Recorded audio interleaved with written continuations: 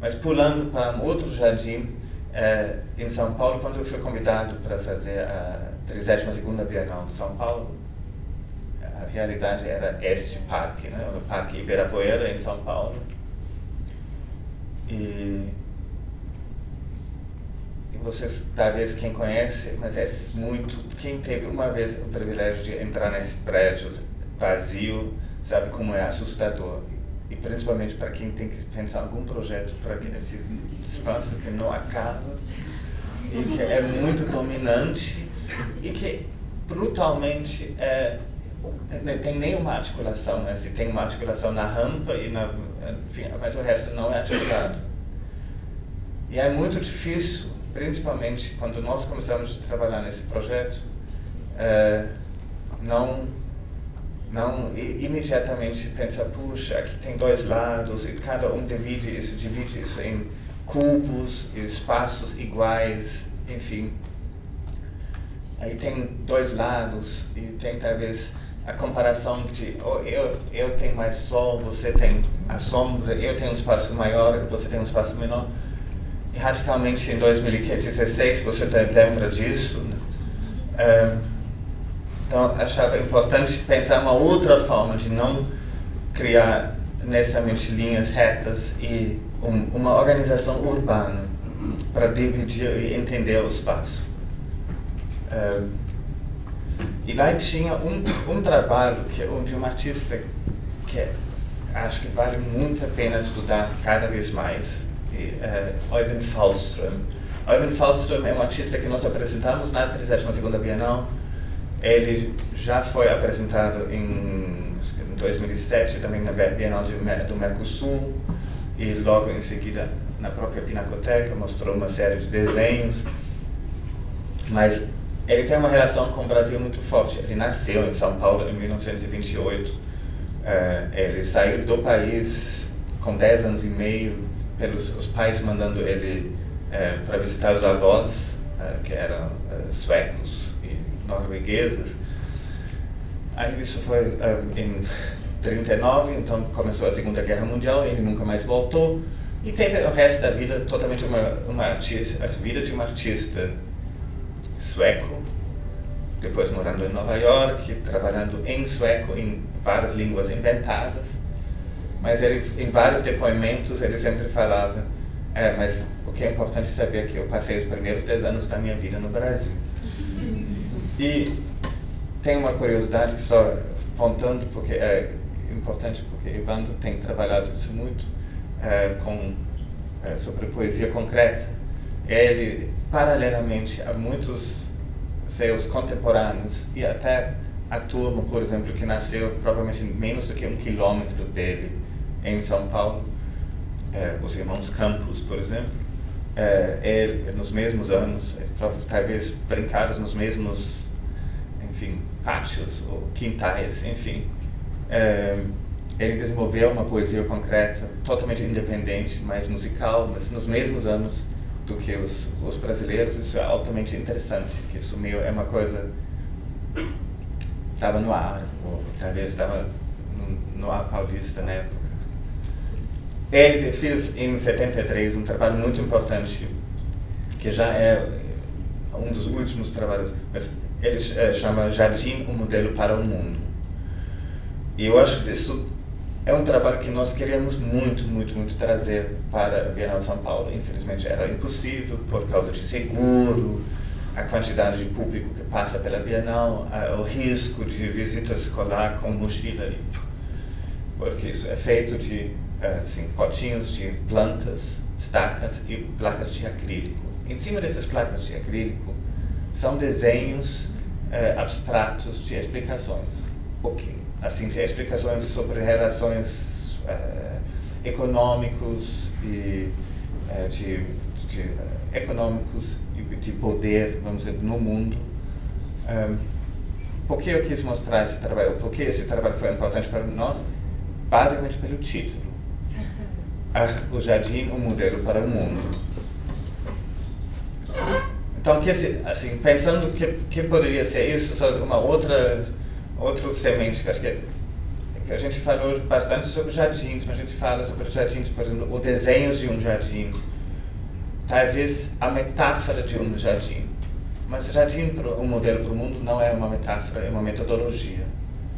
Então, o que eu acho bonito, isso para nós foi importante, para a Bienal foi importante pensar, espera, em um jardim tem umas vantagens.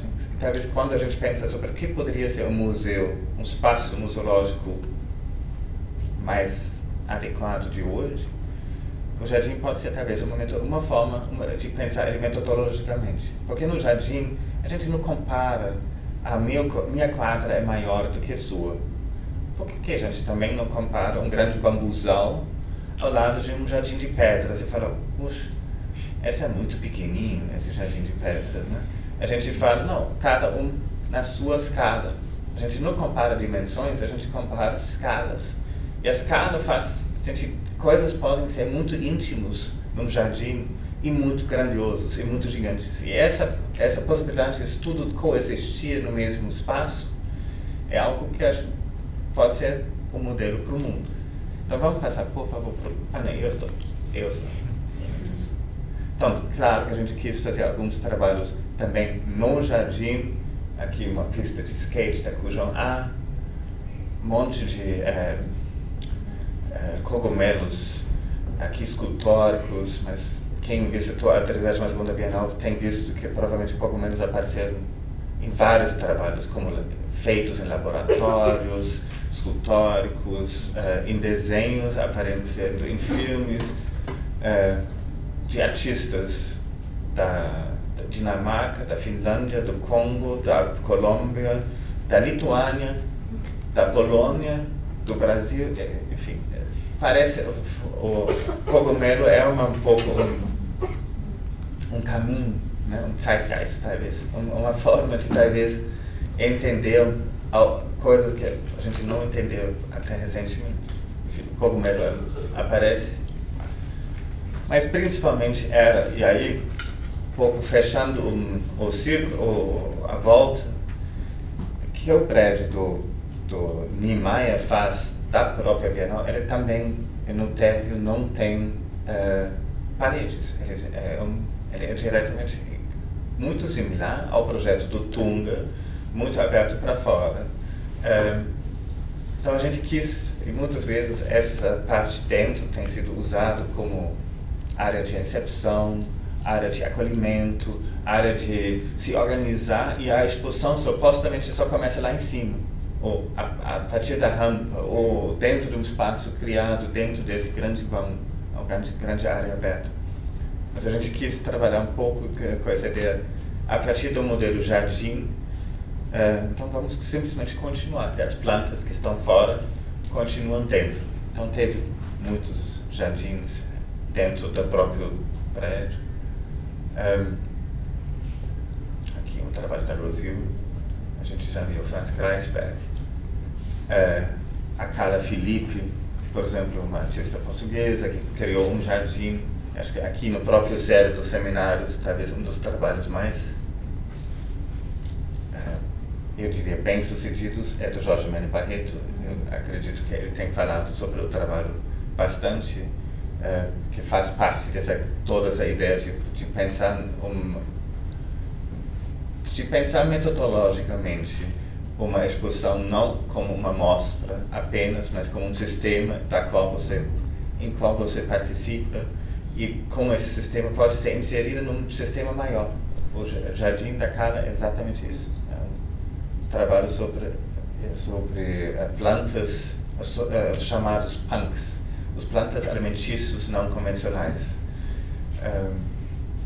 O projeto do Jorge tem trabalhado isso de outra forma, mas uma ligação muito direta. Então, se criou uma microeconomia dentro da própria exposição.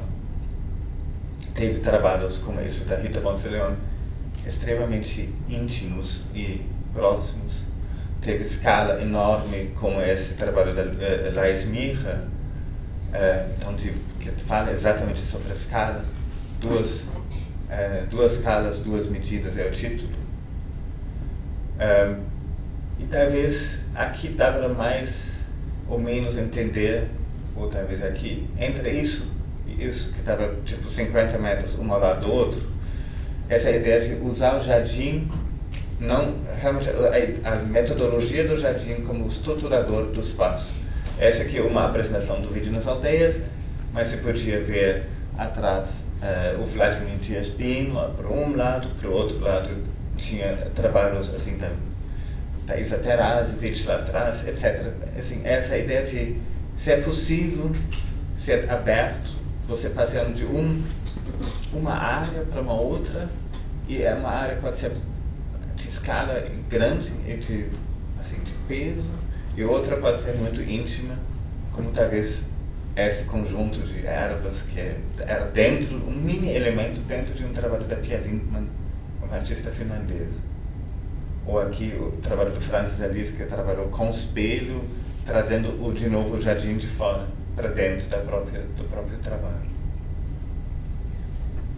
Ou aqui da Rachel Rose, que também trabalhou com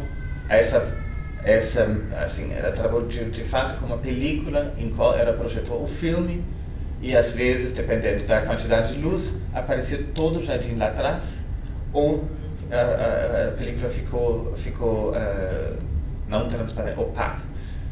E essa ideia da membrana e esse desejo de trabalhar entre dentro e fora, essa zona de frição é algo que eu acho a gente tem que, quando a gente fala sobre museus e espaços expositivos e nossas tentativas de lidar com eles, a gente fala muitas vezes sobre aquela membrana, aquele fino espaço entre o dentro e fora. Que também tinha trabalhos, claro, na cidade. Assim, não foi que tudo só aconteceu. O Paul L. fez uma grande performance por 5 dias, passando pelo centro da cidade de São Paulo. Então, tem uma outra... Eu queria mostrar, para fechar, mais 2 trabalhos de outros projetos, só porque eu acho que eles trazem mais uma outra forma de intervenção, talvez, no espaço, mas talvez mais interessante ainda, de criar realidade. Assim, eu acho que um projeto, e quando a gente fala sobre a relação entre um contexto expositivo e seu contexto urbano, a gente fala sobre como criar realidades. E um projeto extremamente bonito e fácil nesse sentido foi um projeto do Héctor Zamora, um artista mexicano, para a Bienal de 2009 de Veneza, da qual eu fui co-curador. E a gente convidou ele para fazer um projeto, ele quis muito trabalhar com... ele descobriu que tinha uma ligação entre Rio de Janeiro e Veneza via Zeppelin. Acho que o Zeppelin apareceu no Rio uma única vez, se eu lembro bem. Mas, enfim, ele veio uma vez até aqui e teve esse desejo de criar essa ligação. Aí teve o grande fogo, incêndio do Zeppelin, e o projeto como transporte mundial parou. Mas, enfim, em Veneza tinha uma outra ponta, um aeroporto de Zeppelin. E na Europa ainda tem bastante, muitos apaixonados por Zeppelin. Então tem clubes de apaixonados por Zeppelin, tem Zeppelin como de forma de propaganda, etc. Então tem possibilidade de andar de Zeppelin, etc. Então ele quis fazer uma assembleia, um encontro de Zeppelins no Lido, que é a ilha que fica em frente da laguna de Veneza. Isso, de fato, era impossível. É impossível. Aqui nós temos um aeroporto,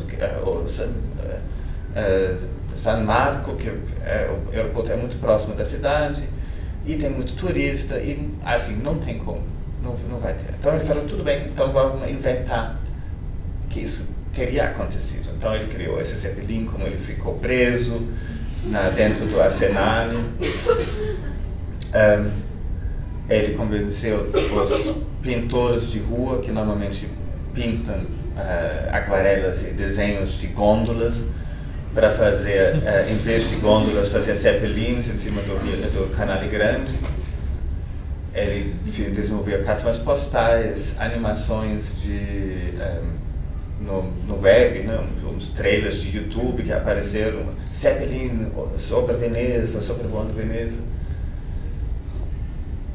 Enfim, era um projeto para muitas pessoas não necessariamente muito visível, porque assim, um Zeppelin grande, mas assim, a história toda se apareceu, na verdade, completou depois. Porque em setembro de 2009, a exposição abriu em junho, em setembro foi anunciado que a partir de 2010 seria possível sobrevoar Veneza com Zeppelin. E eles usaram exatamente uma animação do próprio Hector Zamora. Então, um trabalho, de repente, gerou uma realidade dentro de uma cidade que é curioso, assim, pode ser. Um outro projeto, e aí já vou fechando também, é da Lúcia Koch, que foi em 2010, numa cidade no Japão, em Nagoya. Muito rápido, vou contar muito rápido. Lúcia, eu convidei a Lúcia para trabalhar assim, nesse projeto, mas o projeto era uma bienal muito maior, era a primeira Trienal de Haiti. E exatamente motivado pelo medo de criar mais uma exposição dentro de espaços de exposição. Eles falaram, então a gente vai chamar essa exposição Cidade e Arte, Arte e Cidade, e a gente vai fazer isso no centro inteiro, mais os diversos centros culturais na cidade. E era num bairro que era bem central em Nagoya, que era antigamente o comércio de tecidos. Assim, Nagoya é meio a capital de tecidos no Japão, e esse bairro era onde todos os comerciantes viviam. E os tecidos, claro, toda a produção nos últimos décadas ou anos migrou para a China. Então, na verdade, a produção de tecido no Japão é relativamente pequena hoje. E aí a Lúcia fez, isso era em 2010, mais ou menos assim. Tem esses vitrines maravilhosos mostrando a roupa mais atual. Parece assim, ninguém tem trocado lá o display por muito tempo. Então, ela fez desenvolver essas cortinas de degradê, ela criou uma loja com degradês, com vários, assim, isso é a construção da loja, isso era a abertura da loja, então tinha, assim, cachecol, guarda-chuva, guarda-sóis, papel de parede, mais ou menos assim, vários tecidos para comprar, para depois fazer outras coisas. E isso era na própria loja e em lojas de outros comerciantes. Então ela negociou com todo mundo, vende meu produto. Eles achavam isso engraçado, mas gostavam e participavam, principalmente porque eles podiam falar sobre o próprio problema de não ter mais clientes suficientes para todos os visitantes da Bienal. Porque alguém viu e falou, puxa, eu fiquei sabendo que isso é um trabalho da Bienal, é o Trienal. Eles falam, sim, mas meu problema na verdade é este. Olha aqui, esses produtos todos. Então isso funcionou bastante bem e de novo criou realidade. Isso virou uma pequena moda. Então, aos poucos, essas intervenções dirigidas pela Lúcia, aqui na própria passagem aqui, de repente apareceram assim, também na cidade. Os guarda-sóis apareceram por aí e viraram uma moda, talvez de um verão, né? Mas pelo menos, eu acho que essa ideia de intervenção é algo bastante presente enfim. E para fechar, eu queria contar de um trabalho que talvez aqui só tem uma imagem que eu tirei da internet, porque minhas fotos não foram bons o suficiente. Do Jeremy Dell, um artista inglês, esse é um trabalho agora de 2017, atualmente em exposição no projeto de esculturas em Münster, numa cidade na Alemanha, onde desde 77, em 10 anos, tem uma exposição de escultura. E em 2007, o Jeremy Dell foi convidado pela curadoria dos projetos de fazer um projeto. E ele fez uma proposta, tudo bem, então eu quero trabalhar com 32 comunidades de jardins, assim, isso é uma coisa, um fenômeno europeu e principalmente alemão, que são esses jardins, comunidades de jardins. São grandes lotes que foram picotados e são vendidos ou alugados para pessoas. As pessoas que não têm jardim na cidade vai para lá e planta assim, legumes, faz uma horta ou simplesmente curte um jardim.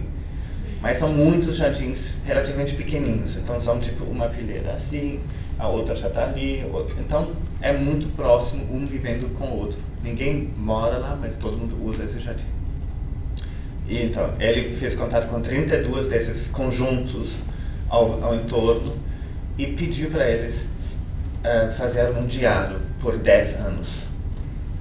Então, cada um ganhou um livro, que são esses livros que dá para ver aqui. Falou, olha aqui, isso é o livro de vocês. Essas comunidades têm, não sei, entre talvez 80 unidades até 200. São várias pessoas convivendo e cada um tem provavelmente os problemas de sempre, né? O jardim do outro é mais verde, ele faz barulho, o churrasco dele está cheirando, enfim, dessas coisas, negociações. Mas também, durante esses 10 anos, teve uma água alta, todos os jardins vários foram destruídos, as pessoas morrem, casam, etc. Então, cada um, o presente para cada um foi foi um convite de participar, mas de forma que a comunidade achava relevante. E agora, 10 anos depois, em 17 que eu vi, agora foi essa apresentação desses livros. E é um projeto, assim, é nada espetacular, mas é sensacional. Porque você tem assim, 10 anos é muito tempo, né? Assim, pensando para uma comunidade, criando um diário e realmente sempre lembrando de ter a disciplina de anotar as coisas. Ele sempre voltando para lá, falando, vocês estão fazendo ainda? Tá bom? Precisa de um segundo volume ou não? Enfim, esse é um pouco como esse trabalho funcionou. Agora são todos, aparentemente, dizem os atendentes lá são totalmente felizes que finalmente os 10 anos passaram e entregaram os livros. Mas como um conjunto de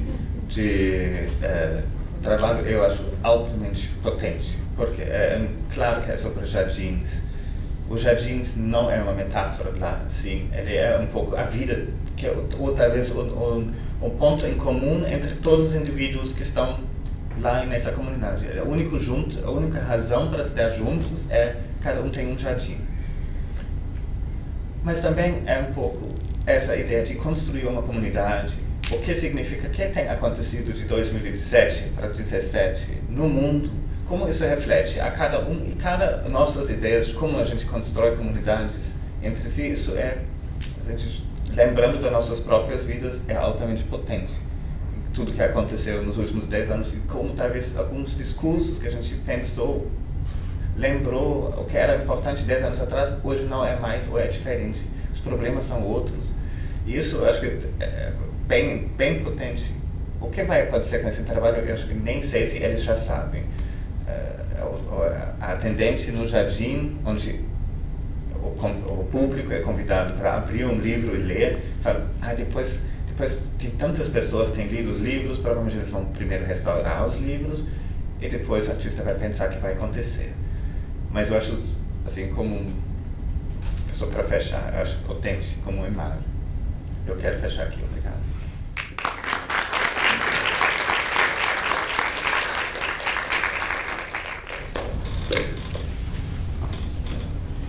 Muito obrigado, Johan, Ana. Foi super interessante. As duas apresentações foram ótimas. Acho que temos aí uma situação muito rica para uma conversa, né? Enfim, eu acho que a gente pode começar, talvez, a conversa com uma imagem que me parece que se destacou aqui nas duas apresentações, né? Por um lado, essa tensão do jardim do Gurria Marx versus a Floresta da Tijuca, né? Quer dizer, alguma coisa que é planejada, controlada, desenhada, e um local em que vamos dizer assim, as plantas se constroem ali a sua vida sob o impacto mesmo das forças da natureza, vamos dizer assim. E claro, isso, a Floresta da Tijuca está em contato com a cidade e sofre esse impacto. E ao mesmo tempo, também o Jochen mostrou duas imagens aéreas muito fortes, de Inhotim e do Parque do Ibirapuera, dois grandes lugares de exibição, né, dos polos assim, de fomento da arte contemporânea. Ou seja, se a gente pensar na obra de arte como um objeto artificial, né, totalmente construído pelo engenho humano, algo que é o artifício mesmo, né, quase um sinônimo da obra de arte, um objeto artificial, no meio do parque, né, quer dizer, forçando a sua existência no meio dos vegetais, do jardim, que são, no caso do Ibirapuera, um jardim desenhado, claramente desenhado, e Inhotim também tem o seu paisagismo, né, mas acho que toca num ponto, não sei, em algum limiar de uma mata ali presente. Então eu acho que, eu não sei, uma primeira pergunta tanto para a Ana quanto mas para a Ana com certeza, seria o que é tão forte no seu trabalho, Ana, ficou destacado na mostra da Pinacoteca, que é a retrospectiva, né? Justamente esse lugar do apuro da construção industrial, você falou do aço inox, como material por excelência, assim, que mostra essa força da indústria, um material que não se contamina, que deixa, né, vamos dizer assim, a natureza de lado, ela se impõe como metal, como ferro, asséptico, né, do engenho humano, enfim. Então, é um trabalho que se coloca com essa precisão de construção e, ao mesmo tempo, fala de uma dimensão urbana, né, certamente no final do século XX, do controle, da vigilância, não é? Então, eu acho que, sobretudo, esse aspecto do trabalho aí, que ficou claro na Pinacoteca, não é? Do controle da circulação dos corpos, essa metodologia industrial, do uso do material industrial, tem aí algo, um certo fio de uma distopia, né? Quer dizer, esse controle que é incômodo, que provoca o visitante com uma certa traço negativo, né? de perceber a grande cidade como esse lugar que cria, vamos dizer assim, paraísos artificiais, que visa uma manutenção de uma certa, né, um certo automatismo dos corpos, do qual a gente não conseguiria escapar. Isso sendo minado, vamos dizer assim, por um lado, provocado por esse oposto, que seria o polo de uma natureza bruta. Você, inclusive, mostrou algumas imagens. Né? E no meio do caminho, como uma passagem, eu acho que o seu trabalho lá de Fortaleza abre uns momentos ali muito fortes, colaborativos, né? Em que parece que essa frieza distópica do controle parece que se afrouxa um pouco ali num trabalho de grupo, né? Que parece que abre outras questões, outras considerações ali. Mas, sob o impacto um pouco da apresentação do Jochen, que traz, né, para o primeiro plano o jardim, mas também o jardim e a mata, né? Quer dizer, o jardim, o controle do paisagismo versus uma floresta natural, como essas forças, né, se encontram, especialmente, enfim, né, eu acho que essa imagem é uma imagem que eu acho que se apresenta aqui não por acaso, porque as catástrofes climáticas, né, que estão tensionando o planeta nesse limite mesmo, inclusive o limite da extinção da espécie humana, né? É possível, quer dizer, a espécie humana, inclusive, sendo percebida como uma força geológica que está impactando o planeta, e será que o planeta vai resistir? E, ao mesmo tempo, o planeta, né, como organismo vivo, e a natureza, enfim, ela simboliza um pouco, quer dizer, quando a gente fala natureza, a gente quer falar dessas forças que não são humanas, né? Agora, na verdade, o que está em jogo hoje também é essa separação entre natureza e o que é humano, né? Quer dizer, como essas coisas conversam. As ações humanas de fato estão produzindo algum diálogo com o seu entorno que garantiriam a sua sobrevivência, ou vão ser simplesmente massacradas por esse processo que já estaria em curso, né? Que produziria, se não houver uma reação a tempo, um certo esgotamento dessa forma de vida, né? Então talvez, né, eu acho que o Johan, né, acho que esse é um traço forte do seu projeto curatorial. Quer dizer, me parece que você traz o jardim, também percebendo o jardim como sendo um lugar de negociação necessário entre a produção do artifício e essas forças, enfim, naturais, né? Então o artista seria convocado, será que seria convocado aí como sendo um desses embaixadores, né, que é um termo que o Bruno Latour usa para tentar falar dessa negociação necessária entre mundos, né, que a gente percebia como excludentes, mas que poderiam entrar em algum tipo de conversa.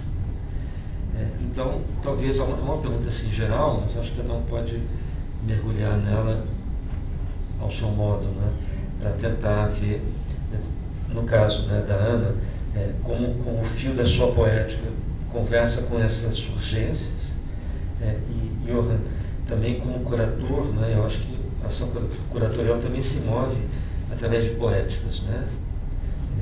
Isso não fica uma exclusividade da proposição do artista, quer dizer, sua costura curatorial também propondo alguma coisa aí em relação a essa conversa, dessas forças, enfim.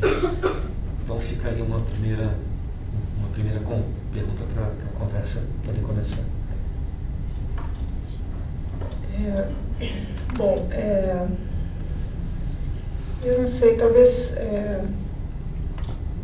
eu sempre pensei na natureza como uma construção mesmo, talvez porque eu tenha nascido em Belo Horizonte e sido criada na Pampulha. Eu sempre olhei aquilo como uma construção do homem, né? Built environment.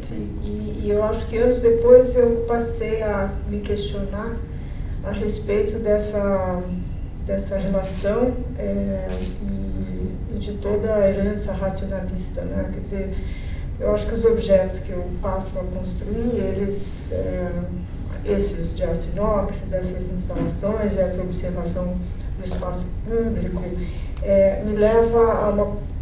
Quer dizer, óbvio que eu também vou usar esse material e processos industriais para poder construir uma crítica, né? Para poder construir uma crítica em relação a essa construção utópica, né? Que para nós passa também, né, a construção de Brasília. Eu vivi isso na infância, enquanto crescia, e esse lugar do Brasil, do gigante adormecido, enfim, toda essa história que a gente tem tão enraizada, de como esse tipo de construção forjou também a nossa identidade.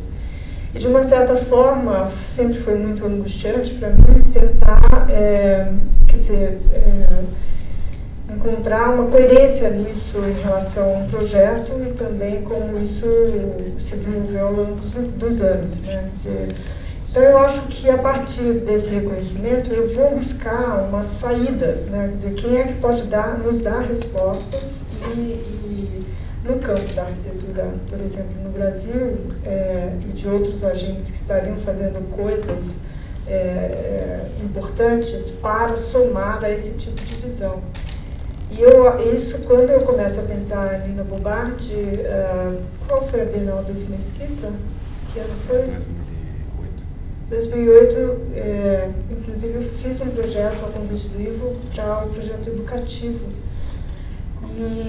e questionava o Ivo em relação à ideia do vazio, porque eu acho que você esvazia aquele pavilhão, mas dá de cara com um projeto modernista, né? Você dá de cara com um projeto com uma ideologia muito clara, então não há como você esvaziar um espaço, ele não se esvazia, você pode mudar o foco da discussão, da conversa, daquele conteúdo que está ali, mas ele está ali, né? Então, foi então que eu comecei a pensar na Lina Bobardi como essa figura que finalmente ela vem, né, italiana, vem para o Brasil e consegue ver outras entradas, né, para o entendimento da formação de uma ação também, né? Quer dizer, quais são os outros agentes, né? Que natureza é essa? Né? Quando eu falo natureza também, eu estou pensando isso num campo mais amplo também, não é só paisagem, né? Não é só... também estou incluindo as culturas, as ações humanas, né? Quer dizer, então ela vai resgatar esse lado nosso que era pouco valorizado, né? Já visto que a exposição que ela faz para a Itália, o governo da ditadura cancela a abertura porque aquilo não representava a nossa cultura, né? Então eu começo a olhar também para aquilo tudo que foi eliminado do projeto moderno e que nós aceitamos eliminar também, né? Quer dizer, o trabalho de mulheres, artesãs, né? A artesania, a coisa mais popular, ela foi mesmo deixada de lado, né? Então, nesse sentido, eu acho que para mim foi muito importante começar a contaminar essa via mais racionalista dessa ideia de progresso com coisas que tem um significado incrível, tem uma importância incrível dentro do nosso contexto, mas que foram deixadas de lado, né? Então, eu acho que o jardim, quando ele se torna negro também, eu acho que tem uma função de eliminar também os estereótipos, né? Aquilo que a gente entende da gente mesmo, né? Quer dizer, ele é um jardim preto, branco, negro, feito por mulheres do Nordeste que atravessam um pouco esse discurso dessa utopia, desse purismo, né? Então, eu acho que no trabalho eu vou fazendo isso. A ideia eu acho que eu vou criando estratégias de suspensão, de deslocamento, de rotação, de trazer algo familiar do mundo contemporâneo, dos espaços urbanos para dentro do museu. Eu acho que o museu, no fim, a instituição arte, ela serve muito como esse lugar onde é possível fazer rotações e criar condições da construção de uma consciência crítica para o sujeito, para o visitante, né? Quer dizer, quando ele entra lá, ele vê coisas funcionais, que tem a ver, que são familiares, mas que criam um certo ruído, porque nada funciona, porque, afinal de contas, eu faço um lounge de aeroporto, mas não tem vida de aeroporto. A função está completamente excluída. É quase uma natureza morta. Você adentra um espaço e esse espaço é quase uma natureza morta que questiona o status do próprio objeto, do lugar, do museu. Que museu é esse? Então a Pampulha, quando ela foi enxertada com esses objetos, as pessoas entravam e falavam, mas onde é a exposição? Né? Estava escrito lá, Porto Pampulha, e era um lugar de espera, né? Você falou da espera. A espera é muito importante, porque ela desacelera a velocidade do tempo, ela nos torna mais conscientes, ela possibilita a pergunta, né? Então você tem a alça a catraca, a alça do metrô, num lugar que está tudo errado, fica estranho. Então esse estranhamento, ele cria uma condição para você se perguntar algo sobre aquilo, né? Eu uso esse banco, eu sento, eu não sento, eu dirijo o carrinho, eu não dirijo. Então, quando você começa a fazer pergunta, você se torna um sujeito mais atento, né? Então, eu acho que eu fui fazendo isso durante muito tempo e comecei a sentir a necessidade de atravessar também tudo isso com essas outras contaminações, né? Quer dizer, de mostrar que a contaminação da floresta é super importante, né? Quer dizer, então, esse jardim do Bode Marx, ele não é mais esse jardim modernista, ele é desviante, né? Então, da mesma forma que tem obras da série Desviantes, né? Que eu pego a arquitetura da Oca, trabalho digitalmente, faço o filme que cria uma situação que ela é completamente quase barroca, desviante, para exatamente mostrar esse outro lado que também ultrapassa, ou extravasa essa ideia dessa construção e do domínio da natureza, né? Do controle, né? Não sei se eu te respondo, mas... Não, ótimo.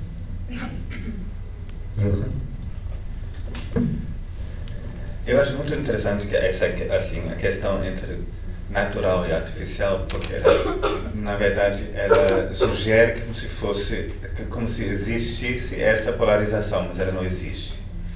Acho que ou não interessa, talvez, porque o natural que a gente acredita que é natural não é natural. Assim, depois a frase do Tunga é tão boa porque a Floresta de Tijuca não é artificial.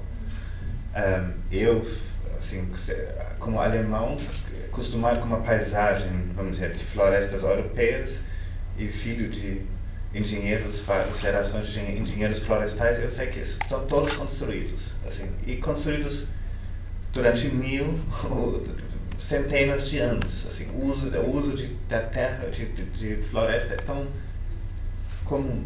E a gente sabe isso no Brasil também. Assim, os pesquisadores, acho que até principalmente do Rio, Eduardo Neves, etc., apresentaram recentemente para nós entender que talvez a própria Amazônia não é uma floresta, é um jardim.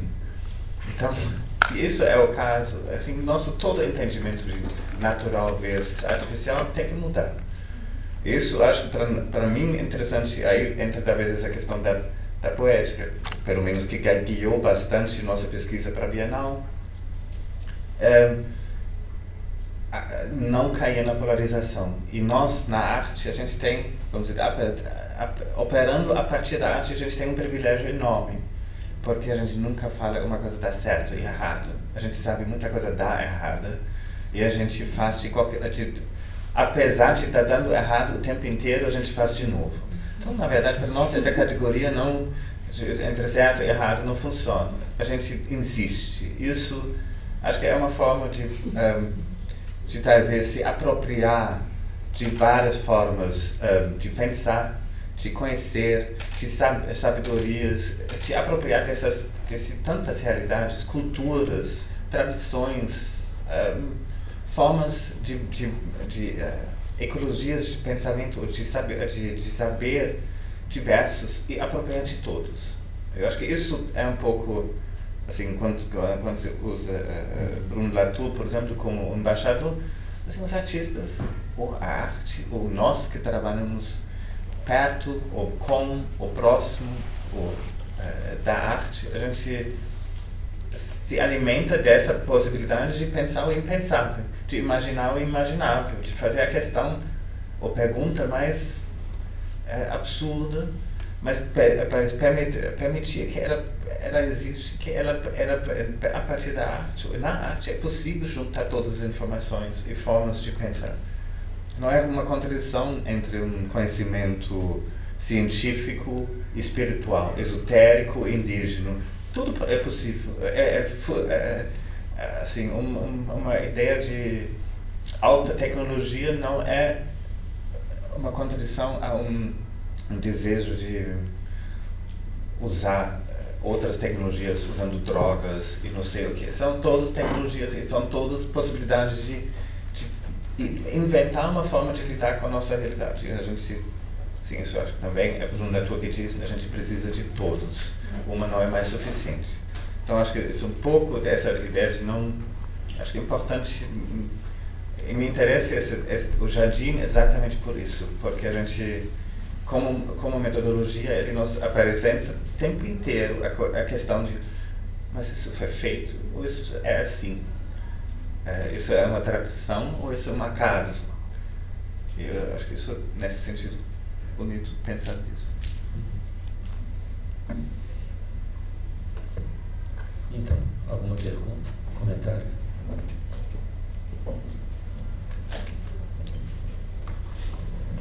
Temos o microfone ali.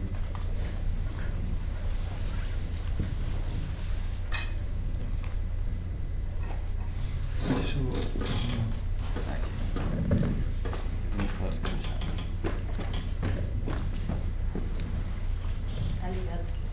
Alô? Ótima a conversa toda, é interessante. Eu estou ouvindo todos esses dias várias palestras.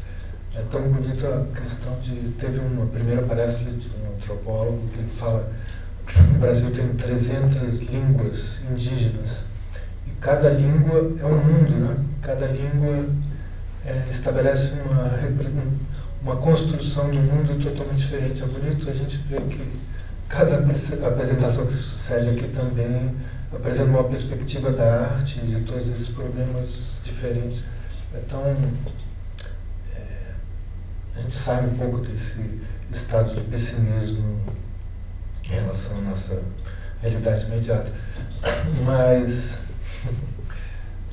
eu só queria fazer uma observação que me veio a partir dessa discussão sobre cultura e natureza, que há um paralelismo interessante entre cultura e uma cultura artificial, assim, o humano e o artificial superposto ao humano. Quer dizer, um exemplo muito cotidiano para mim: todos os dias eu venho de metrô para um museu e passo uma espécie de um beco que tem aqui atrás do edifício da Noite, onde a Praça Mauá antiga, num pequeno espaço de rua, ela, de alguma maneira, ela continua existindo. Então, assim, diante de toda essa reforma gigantesca, sobrou, foi tudo empurrado ali, os personagens, a coisa toda quebrada, o mundo, os miseráveis todos se acumulam ali de alguma maneira, e as pessoas que trabalham aqui passam por ali também. As pessoas que habitam realmente esse lugar, os turistas vão por outro caminho. Agora, quem habita ou quem trabalha, quem tem uma... Então, são duas realidades que se superpõem no mesmo espaço de uma forma tão interessante. Eu fico pensando assim, também o museu, de alguma maneira, talvez estabeleça uma superposição para um público que não tem um convívio direto com o universo da arte, dessa ordem. Quer dizer, mas talvez de uma outra ordem, de uma desestabilização de um mundo natural, no sentido de uma adaptação completa, de uma alienação profunda ao mundo que nos é dado. Então, o museu apresenta uma espécie de artificialidade, o mundo da arte, só que uma artificialidade ao contrário, quer dizer, no sentido de que ela desestabiliza, que é bastante, de uma certa maneira, a forma crítica que você apresenta, que o seu trabalho constrói, né? Ela desestabiliza uma relação que parece natural já das pessoas com a cidade, com o mundo, com as coisas, né? Então, essa dicotomia original, estrutural de natureza e cultura, ela se dá dentro da própria cultura, de alguma maneira, dentro da própria arte, e dialeticamente, de um lado para o outro. Não sei, essa conversa me lembrou esse beco aqui da Praça Mauá, e me trouxe até aqui dentro do museu, de alguma maneira. São superposições que se colocam, não sei, acho que dá uma conversa.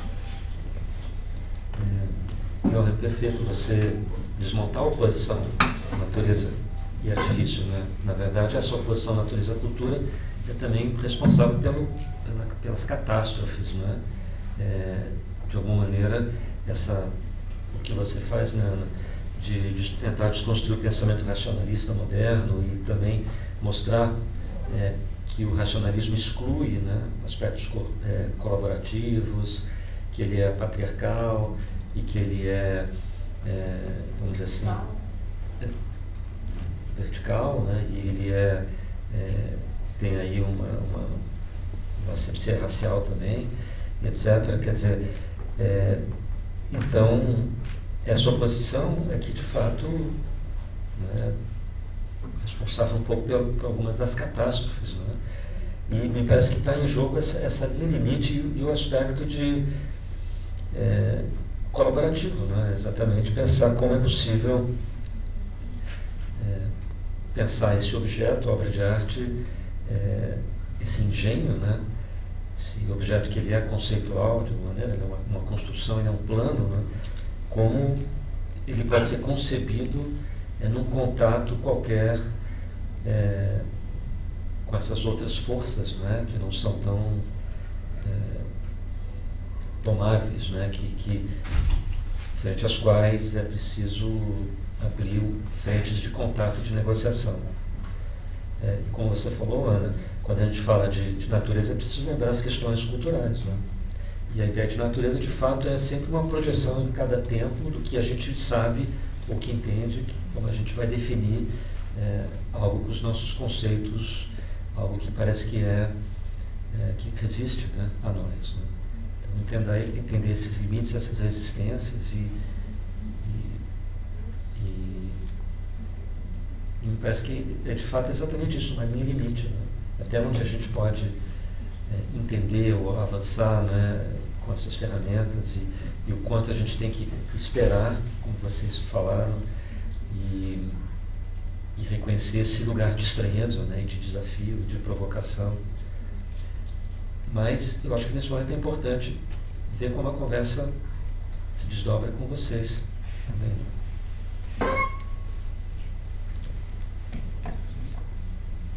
Tem um comentário. Claro. Eu acho que tem, assim, eu tenho um comentário. Acho que agora você falando, eu lembro, por exemplo, quando a gente começou a trabalhar na Bienal e a gente falou, a gente quer muito falar sobre assuntos de ecologia e meio ambiente, etc. Ficou bem claro que o Franz Kreisberg deveria fazer parte dessa exposição. Então a gente foi para o sul da Bahia para encontrar com ele, visitar ele lá em Nova Viçosa. Ele falava, puxa, eu já fui montador da primeira Bienal de São Paulo, eu participei, ganhei um grande prêmio na quarta Bienal, depois participei nos anos 80, e agora vocês querem me convidar para a 32ª Bienal, vocês estão loucos. Eu só participo se vocês ajudam, que a gente vai dar juntos um grito pela saúde do planeta. A gente falou, tá bom, vamos. Aí a gente começou isso com outros artistas e todo mundo entendeu, não, isso não é... Então eu acho que tem que ter uma pauta. Eu acho que isso talvez mudou recentemente. A gente precisa fazer, a gente pode sim entender que a gente precisa de várias formas de conhecimento, a gente tem que se negociar, é uma forma de negociação, mas a gente precisa de uma pauta. Acho que ela não precisa ser uma direção só, necessariamente, mas eu acho que você falou assim, nós estamos vivendo um momento tão incerto que nós estamos... A catraca do Samson não é mais do museu. Assim, ela vira uma imagem do nosso mundo. Todo mundo que passa vai explodir. Né? E eu acho que isso, aí sim, os temas que, assim, quando você fala, por exemplo, Ana Maria, sobre desaceleração, sobre aquela suspensão de algum pragmatismo que lida para alguma outra coisa, o porto disfuncional, vamos dizer, o não ativo, ele simplesmente é suspenso. Acho que a importância da espera, que você também falou, eu acho que esses momentos isso é nossa obrigação de falar disso o tempo inteiro.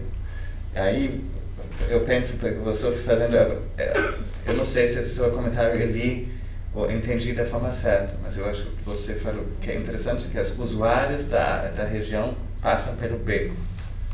Então a questão, será que a presença do museu também tem um impacto, talvez um verso, né?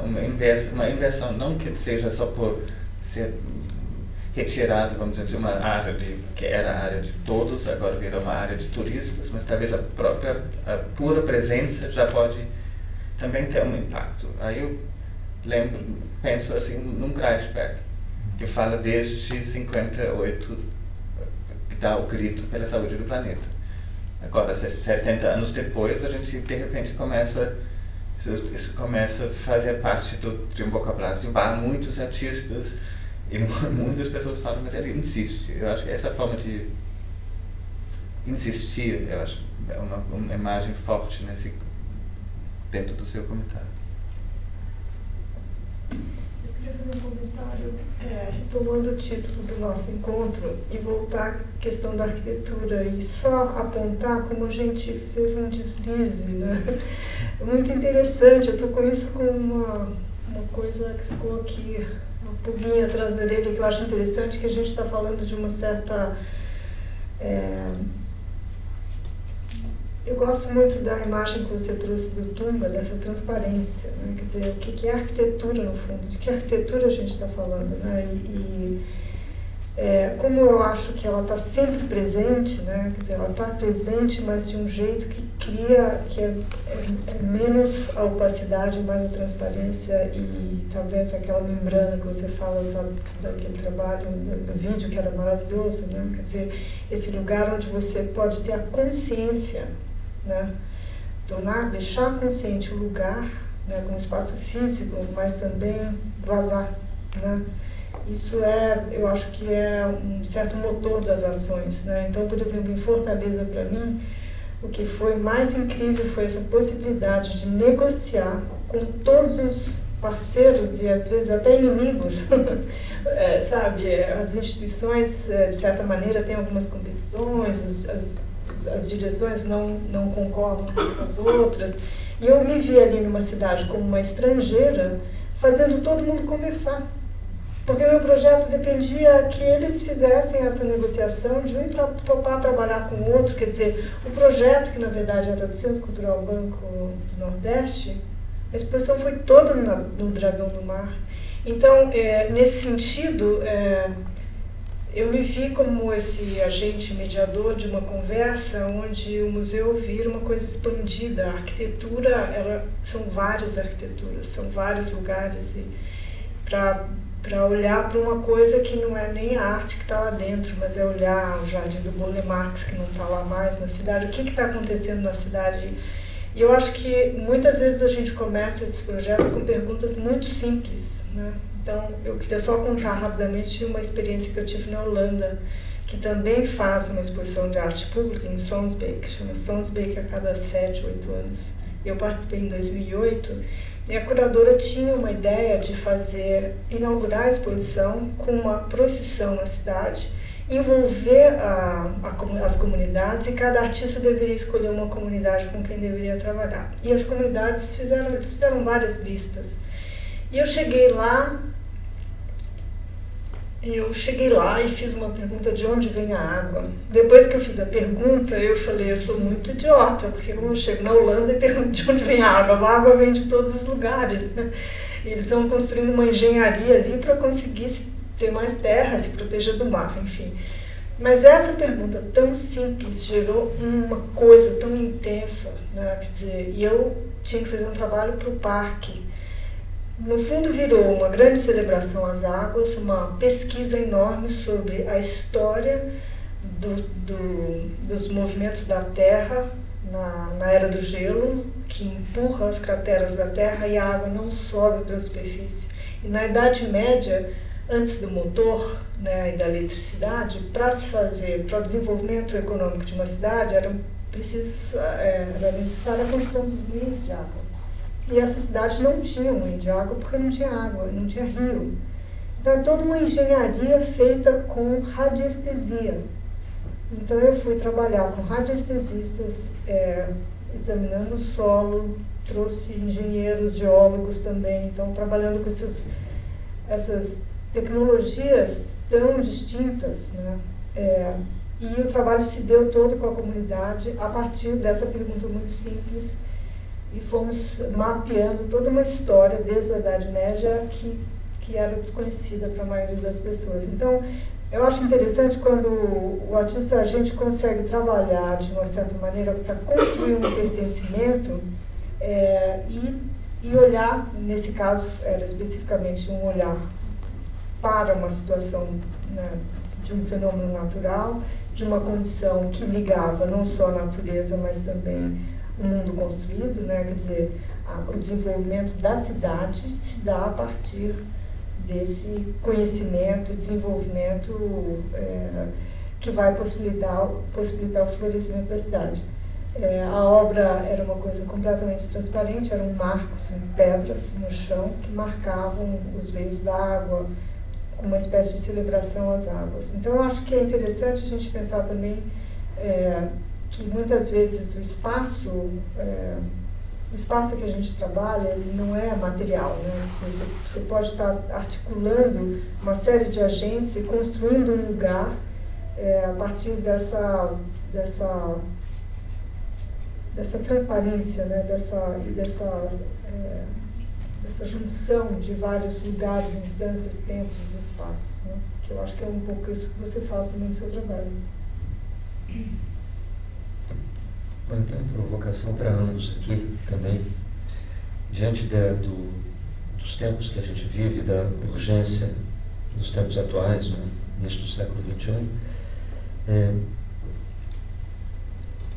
e vocês, né, a gente, o Mar, vocês dois, enfim, que são aqui protagonistas da conversa hoje, nós aqui, esse museu e vocês, enfim, temos uma certa centralidade, vamos dizer assim, numa economia do mundo da arte hoje, né? No sentido do trabalho já sendo desenvolvido há alguns anos, né? Um trabalho que já tem uma leitura sobre si próprio, e também você tem, né, atuado em muitos lugares do planeta, né? Na organização de eventos, em contato com muitos artistas e tal. Então, minha provocação para os dois, uma questão que me interessa bastante, né? Quer dizer, vocês percebem alguma mutação, uma transformação em curso em relação à ideia do que a gente entende como obra de arte, em relação, vamos dizer assim, pensar isso na sua matriz ocidental, vamos dizer assim, e hoje a gente já percebendo que essa matriz ocidental ela é desconstruída, né?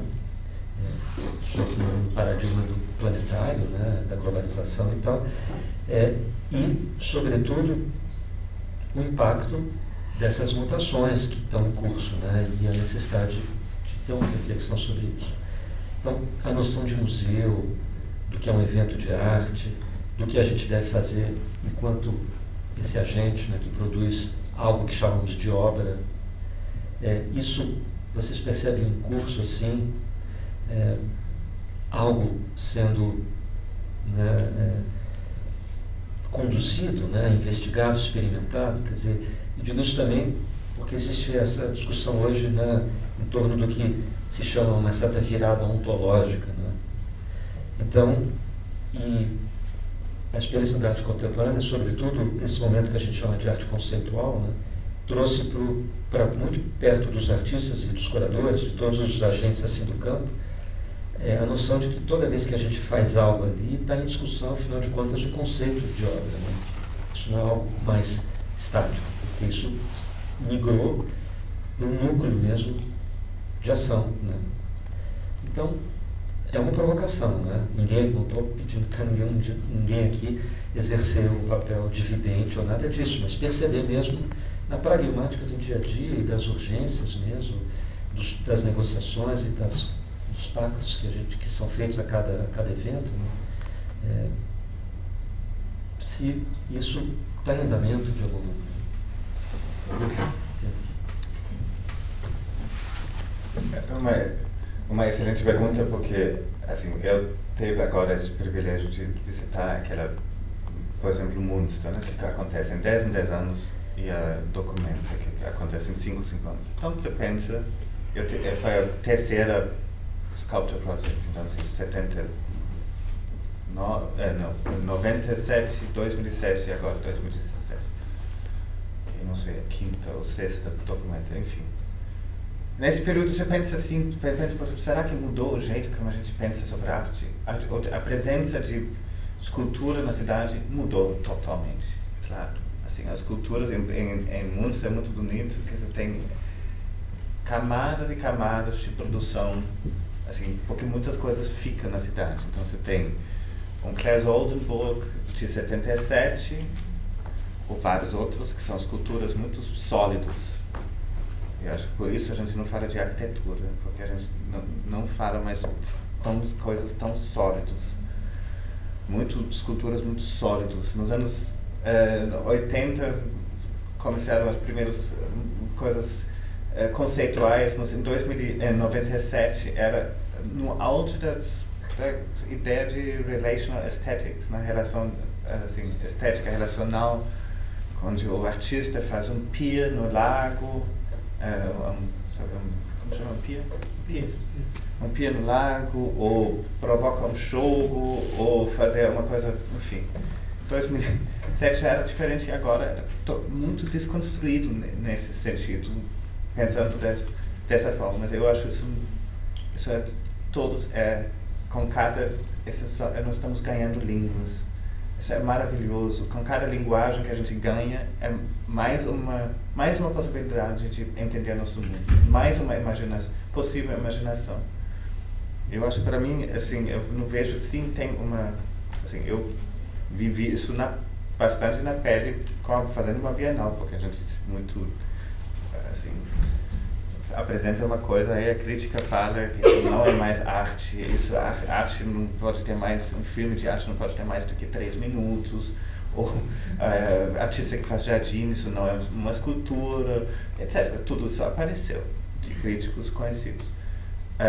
Mas eu acho que isso tanto faz, isso é tão maravilhoso que com cada invenção é uma outra possibilidade de também entender o campo de ação, seja de artista ou seja de outra pessoa, ampliado. Isso é muito bem-vindo. Mas eu acho que para mim uma coisa que fica aí, tem a crítica escrevendo um contra o outro, enfim, todo mundo demonizando o mercado, falando contra os objetos, etc. Nós somos uma minoria. As pessoas que trabalham com cultura somos muito pouca gente. Isso é muito importante lembrar. Isso é ainda ainda assim uma forma de, são poucas, é uma forma de resistência continuada. Eu acho que isso é importante pensar. Então, cada dobramento é na verdade um avanço. Eu vejo assim. Bom, eu acho que eu concordo também, acho que tem lugar para todo mundo e para muita coisa, né? Dizer que essa mudança vai apagar as outras coisas é possível, né? E também porque tem muita coisa boa, né, nessas outras formas. Mas eu vejo, até porque oriento a pós-graduação, artistas, né? Por exemplo, orientei o Jorge no mestrado e doutorado e é incrível ver o desenvolvimento desse trabalho do Jorge, onde ele chegou e o que ele fez na Bienal, quer dizer, uma coisa. Levei vários grupos de alunos para conversarem com ele e ficava muito feliz de ver como tem ali um embasamento, uma coisa que não é nada naif, que é totalmente informado, que articula completamente bem com outro modo de operar, sabe, com a arte em geral, com a história da arte. Então, eu quero crer que são novas gerações com pensamentos que avançam, de certa forma, avançam mesmo, e é muito interessante, mas que tudo isso convive também, né? Que é importante essa convivência. Então, eu acredito isso. E acho que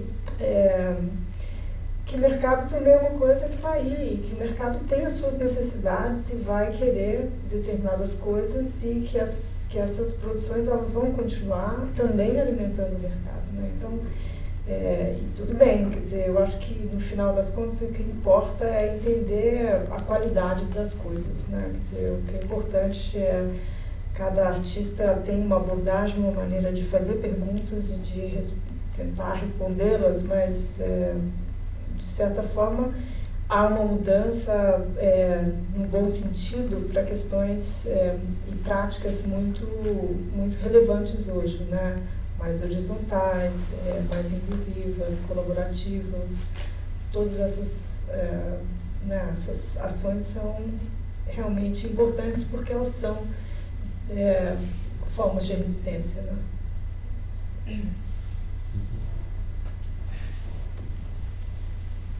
Então,